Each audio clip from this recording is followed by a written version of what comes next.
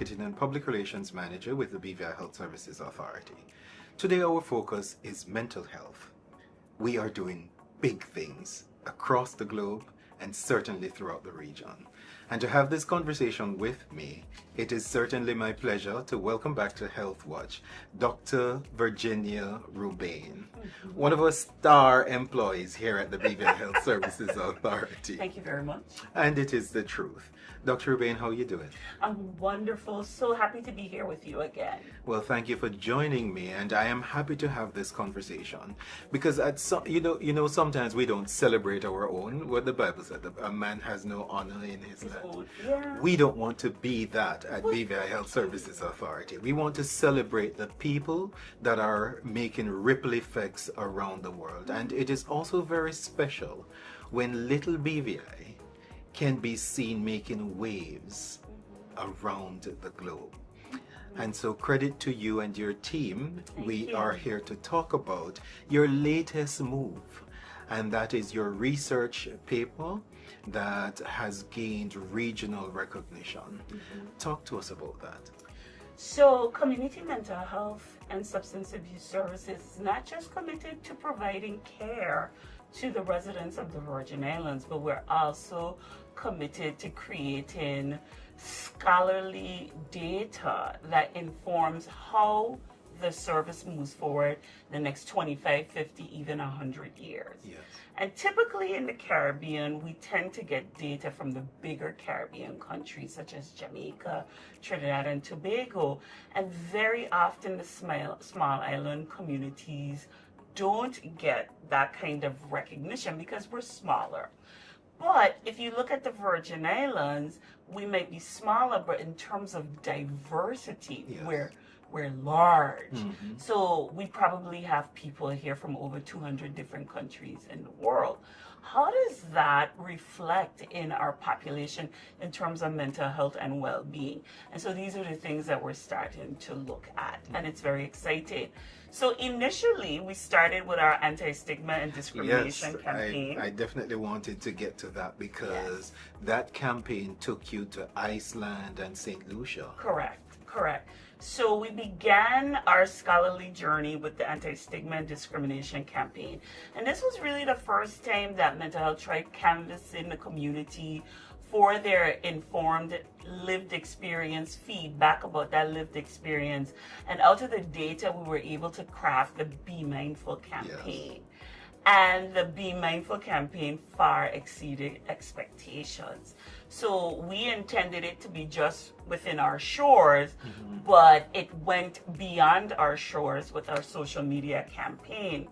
And out of those numbers, we were able to collate data that highlighted that we could adapt, because it really came out of the Time to Change campaign in the UK, that we could take a big international campaign, adapt it for our unique population, serve that population, and also serve people outside of that population. So it was the uniqueness of the adaptation that gained the recognition. Correct. What was so unique about it? So what we did, so the whole Mindful campaign was about engagement.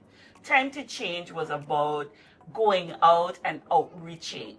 For those of you who know, mental health has always been about outreach. Shout out to our incredible race participants over the years, Family Fun Days. We're always doing something. And the idea was to engage the community utilizing face-to-face contact. Well, this was post-COVID. And so what we had to do is adapt that face-to-face contact into something that was meaningful to the community, which was our social media campaign. And so it allowed the territory to be involved in the activities. For example, our mural campaign that we had with the schools the community was able to go to each school that participated, see these beautiful murals that the students had created, these spots where they could be mentally well without having to go to all the schools. So what made our particular campaign so successful was the social media aspect of it. And then I know with that initiative, you ended up having to, well, your team went to St. Lucia. Correct. To present the initiative. And that's obviously to show persons how they too can customize the Be Mindful concept to suit their setting. We actually also presented it at the OECS Ministerial Conference that was hosted here in 24, and it was well received. And the big question is, how are you able to do this? So how we were able to get the funding to support the campaign was through the Unite BVI Foundation, who partnered with us and gave us the means to be able to produce the campaign. And so that public-private partnership was key to us succeeding with that endeavor. And then from that regional presentation, you were invited to, and this was now on the world stage in Iceland. Talk to us about that. So I presented the campaign at the World Psychiatric Association's Anti-Stigma and Discrimination Conference, their annual conference.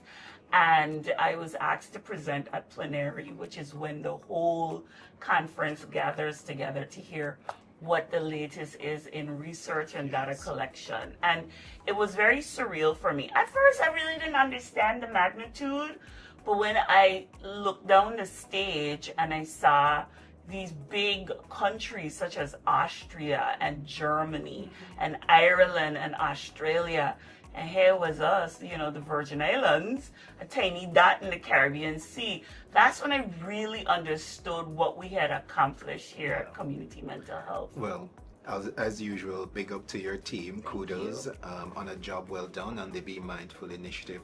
And we know that's not the end of it, because I know you've decided to extend that concept going forward. Correct. But obviously, the one that brings us to Health Watch today is the research on increased emotional resilience and mental health well-being in Virgin Islands youth through early therapeutic intervention. Now, Dr. Rubaine, that's a lot of words for early to me. So what does that mean to somebody like me and the rest of the community?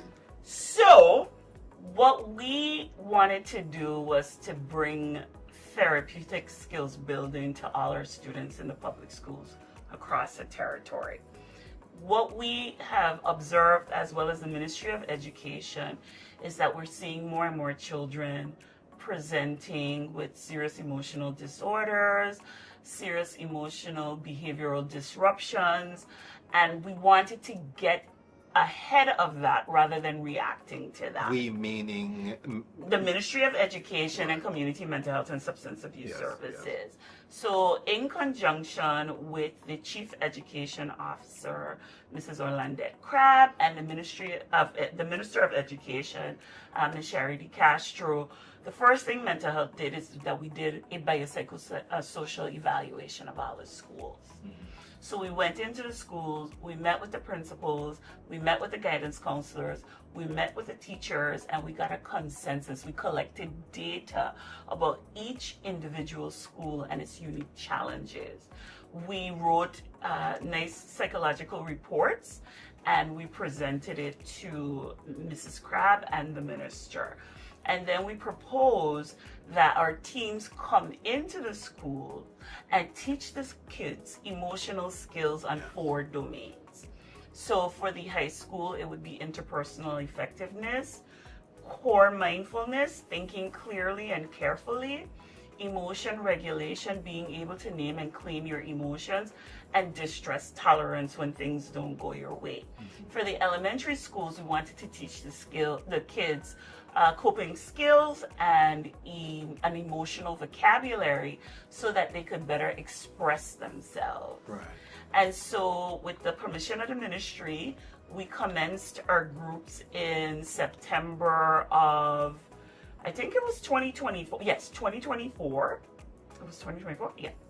2024, and our team of clinicians would meet with students who had been identified by the principal and the guidance counselors who would benefit from these skills. And what we did is we gave each child, with their parents' consent, a pre-test to see where they were in terms of anxiety, depression, any other social emotional disruptions. And then when the groups concluded, we gave them a post-test to see whether or not there were any appreciable improvements in their mental health and well-being. Right. And so what are your findings? We have seen a significant reduction in symptoms of anxiety. And this is in the participants. Amongst the participants, And my understanding is that you worked with 116 students? Correct. Right. Yes. Yeah. So each sister island was included, Anegada, Van Dyke, Virgin Gorda. Every public school had the opportunity to participate in this. And so what we have gathered from the data is that this early intervention works. It absolutely works. And so we want to expand the groups, have more access for more students, because even if your child is well or perfect, which nobody is, having the skills can only help. It's not going to hurt. Yes. And I mean, I can recall mental health from way back when, because that was my doorway through to the BVI Health Services Authority. And I know you had your psychosocial room and the students would come in. And I think you can correct me if I'm wrong, you would have gone to the school, done assessments, and then identify students who require that support, and they would come in for sessions. Correct. But obviously with resources and I guess accommodation issues, the services had to be relocated, and that posed a spatial challenge for your department. Correct. So technically you have figured out a way to still provide the service even with the limitations you have. Talk to me about that. Well, our motto at Mental Health is failure is not an option. And so when we had the spatial issues, we recognized that the students still needed the services. And so we became a roving band of clinicians. And so my staff traveled to each and every school in order to provide these services. And I think it's significant because, you know, another service might say, well, we don't have the resources, so we can't do it. Can't is not in our vocabulary. We always find a workaround. We always find a way to provide the care that is needed. And I believe in prevention as opposed to intervention. Right. We provide both, Yes. but I think prevention, I think if you give people the tools and the resources that they need to be the best version of themselves, it will reduce the need for intervention in the future. Right, and thereby saving resources in the long run. Absolutely. And you have to look at it from a dollar and cents perspective. The World Health Organization tells us by 2050, 1 in 4 persons would have been diagnosed with a mental health condition throughout the lifespan. When you calculate what that means in lost productivity, you know, whether it be sick days or persons who are unable to work and meaningfully contribute right to the community, it creates a financial burden for the rest of society. And productivity as well. Right. So if we can give these kids the skills that they need now, my goal, my dream is to follow some of the children longitudinally and see how these skills continue to serve them even in adulthood. We're talking about increased productivity in the Virgin Islands, more young Virgin Islanders participating in generating our GDP, better quality of life, better well-being for everyone. And so here comes the Caribbean Public Health Agency, CARFA, recognizing your efforts and your research, and have now invited you to this time Guyana. Correct. To present, and I would love to hear more on that. So, how did that come about, by the way? So CARFA, which has been having its annual conference now for almost 70 years. 70 years. Yes, they are the premier regional body for public health. And I think it's very important that we understand how important these regional bodies are because they reflect our unique experience. Precisely.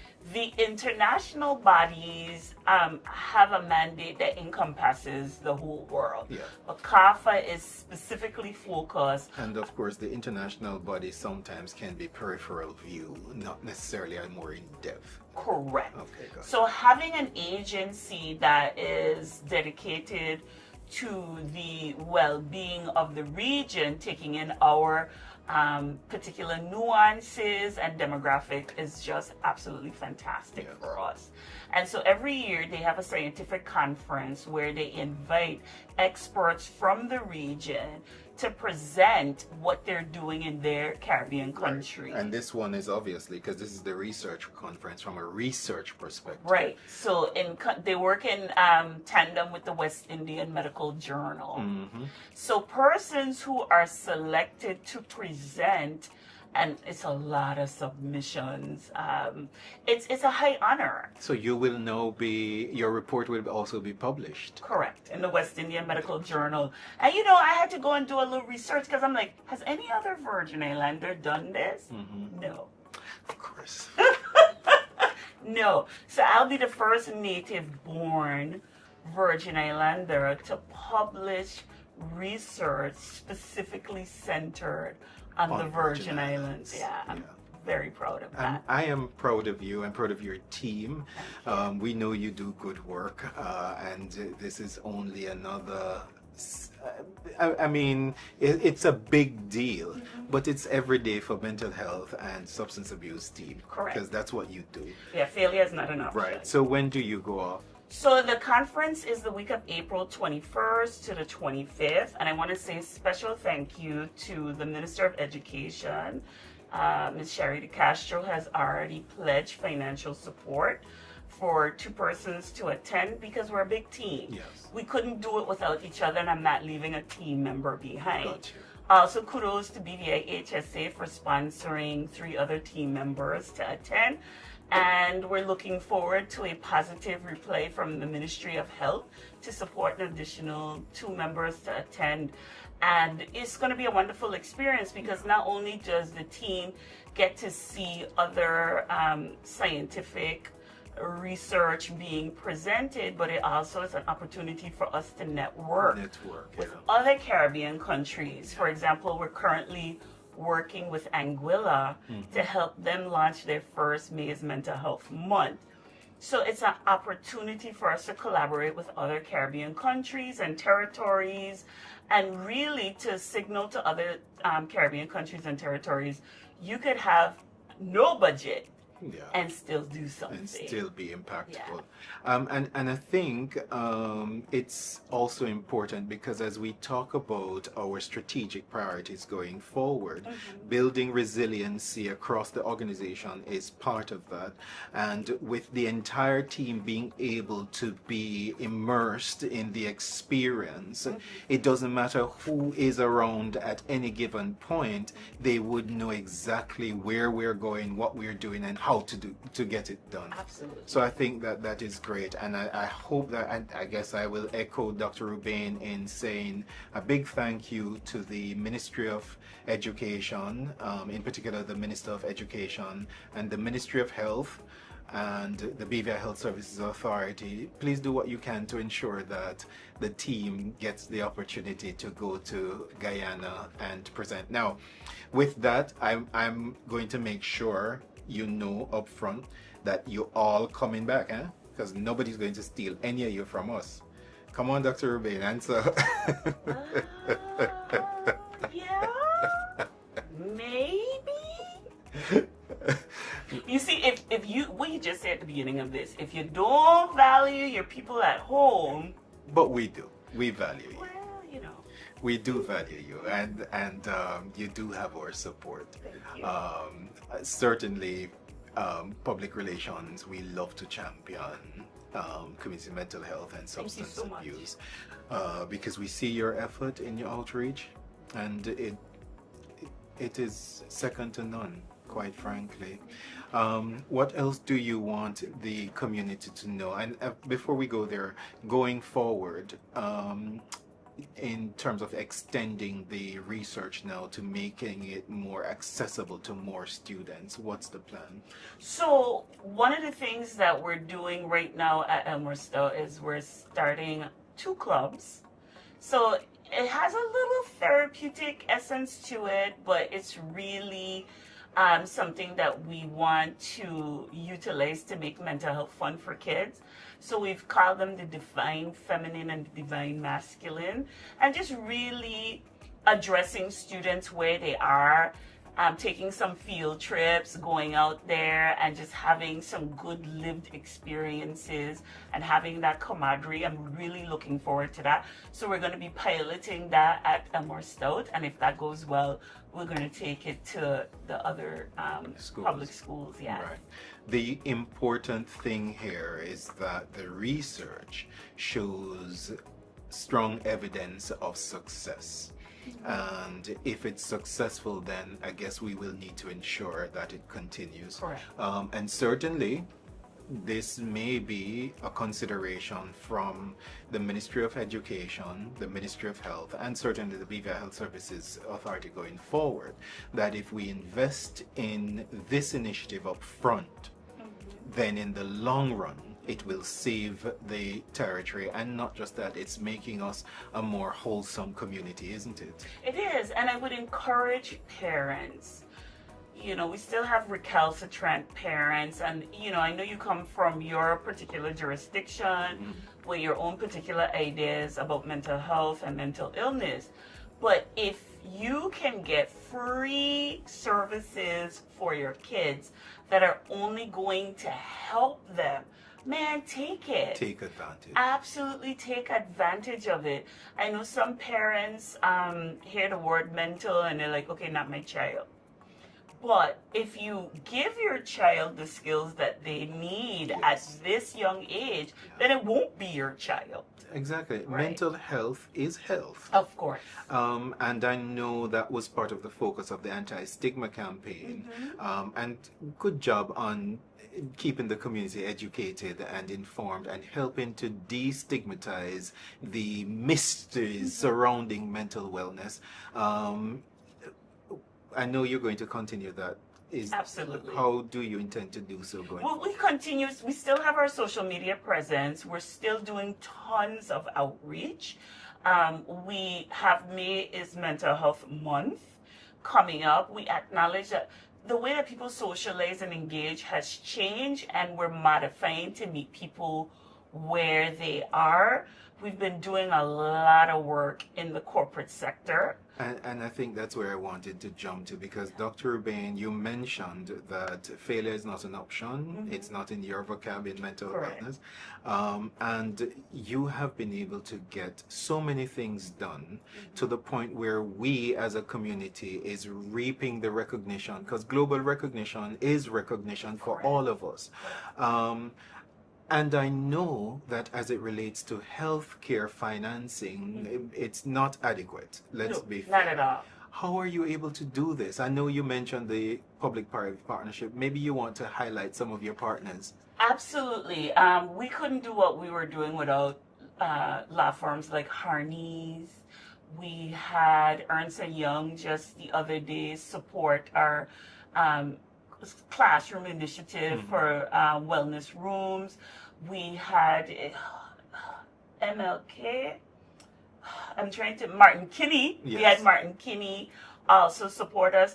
I have always believed in having private relationships with the community. This is a community that we lived in. So from the first family fun day that we had, I'll never forget, VI Motors sponsored us a car as our grand prize. I'll never forget that. Thank you, Alan Parker. So I have always maintained those ties to the community. And so when I have no money coming from the public side, the private side always stands up and says, how can we help Dr. Rubaine? And it's good that you're able to attract the support from the private sector. Well, Dr. Rubaine, in April, we know you're going to be amazing. We know your team is going to be amazing because you're just an amazing bunch. Thank you, Daniel. And I am going to wish you good luck. Thank you. Travel well. Thank you. And come home safe. Okay. I'll try. I'll try to come home. Dr. Rubaine, this is Health Watch.